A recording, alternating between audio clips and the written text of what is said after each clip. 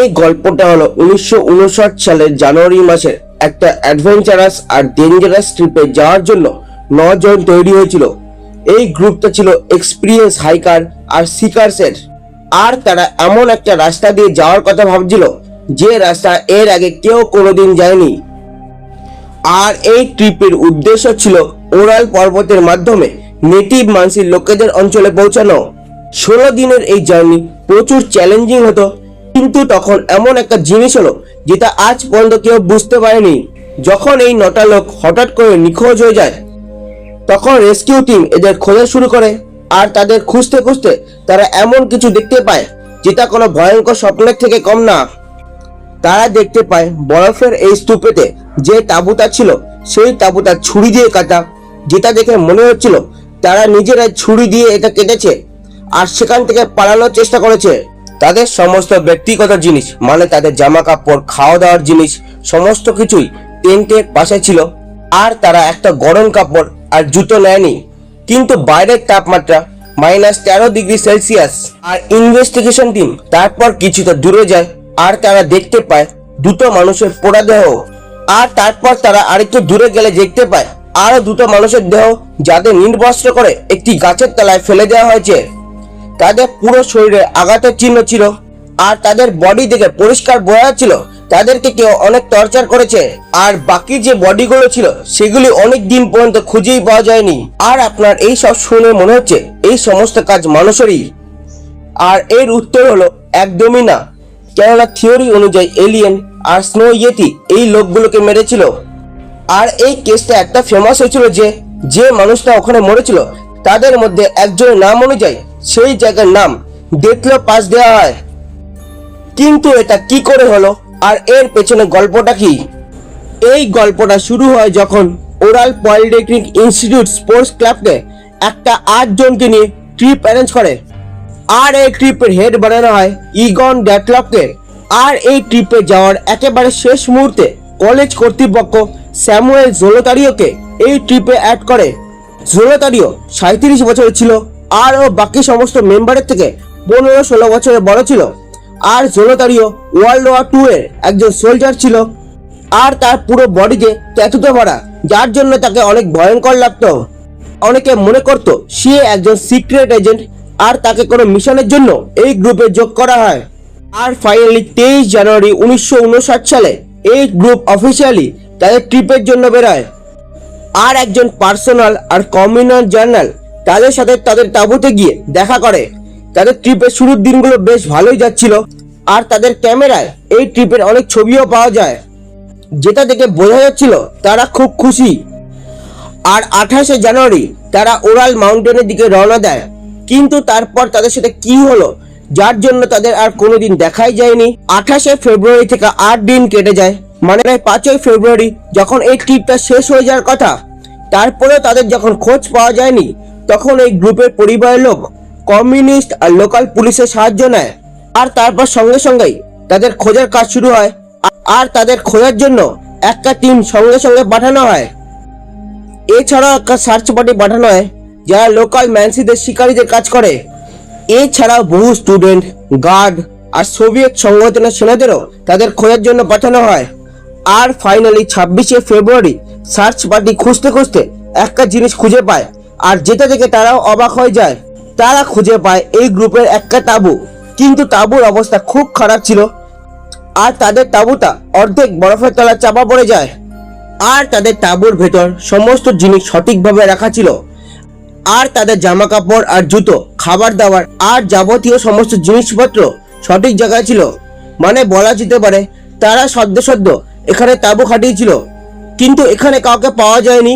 আর তাঁবুর একটা সাইডে ছুরি দিয়ে কাটা হয়। প্রথমে পুলিশরা ভাবে এটাকে কেউ বাইরে দিয়ে কেটে দিয়েছে, কিন্তু পরে জানা যায় এটাকে ভেতর দিয়ে কাটা হয়। আর এই জন্য এই কেসটা আরো রহস্যময় হয়ে যায়। কিন্তু এতে পরিষ্কার হয়ে যায় যে সমস্ত লোকেরা ভেতরে ছিল তারা ভয়তে তাঁবুটা কেটে ফেলে।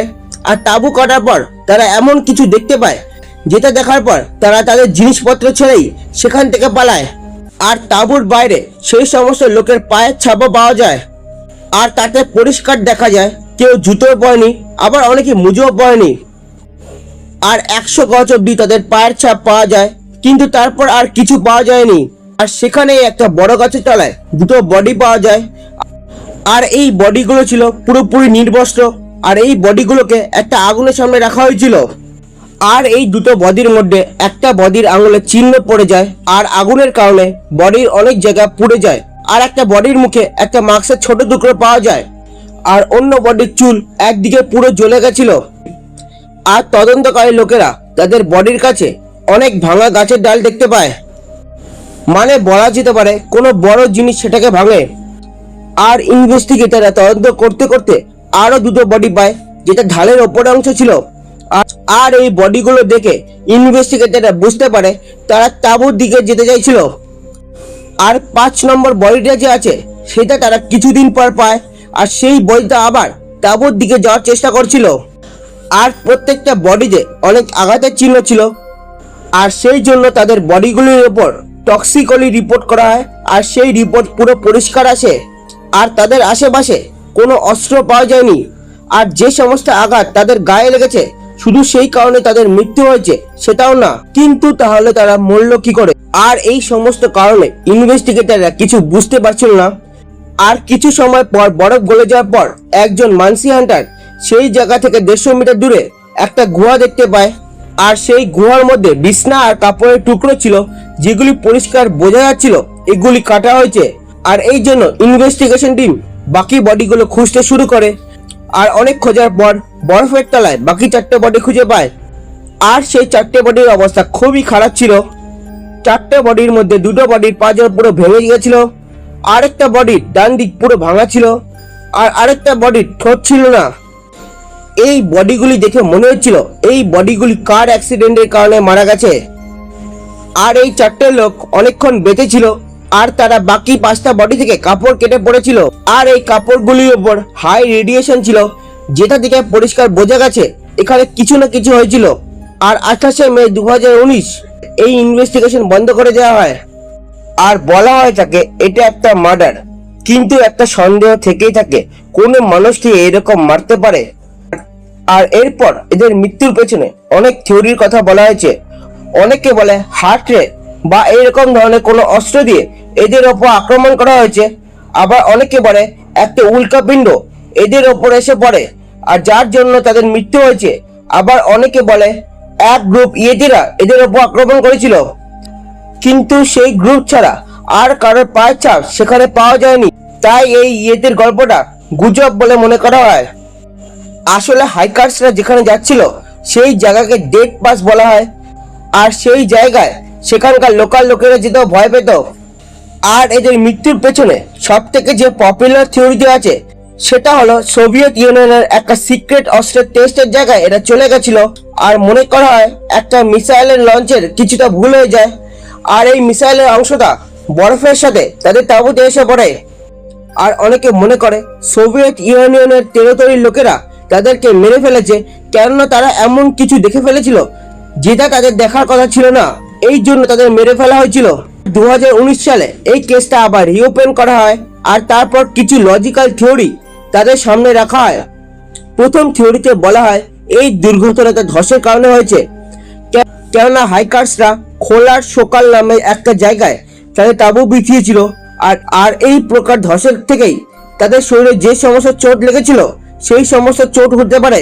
আর দ্বিতীয় যে থিওরির কথা এখানে বলা হয়েছে সেটা হলো কাটাবতিক বায়ুর, যেটা পাহাড়ের ধার বয়ে চলা একটা বিশাল ঝোড়ো হাওয়া। আর এই হাওয়া বিশাল বিপজ্জনক। এইরকম হাওয়া যদি সেই দিন সত্যিকারের হয়ে থাকে তাহলে সেই অবস্থায় হতো যে অবস্থা তাদের সেদিন হয়েছিল, কেননা তাদের মধ্যে কেউই বেঁচে ছিল না। কোনটা সত্যি বা কোনটা মিথ্যে সেটা বোঝা খুবই কঠিন। কিন্তু 9টা এক্সপিরিয়েন্স হাইকার এরকম মৃত্যু সবাইকে অবাক করে দিয়েছিল। আর এই কেসটা ঘিরে অনেক প্রশ্ন আছে যেগুলি কোনোদিন সলভ হবে না। আর বন্ধুরা, আপনারা কি মনে করেন নাইটক্লাব প্লাসে সেদিন এমন কি হয়েছিল যার জন্য সবার এরকম ভাবে মৃত্যু হলো? আর যেহেতু তারা তাদের কাজে অত্যন্ত প্রফেশনাল, কেন তাদের মধ্যে একজনও বাঁচল না? এইরকম রহস্যময় ভিডিও জানতে ভিডিওটা লাইক আর চ্যানেলটা সাবস্ক্রাইব করুন।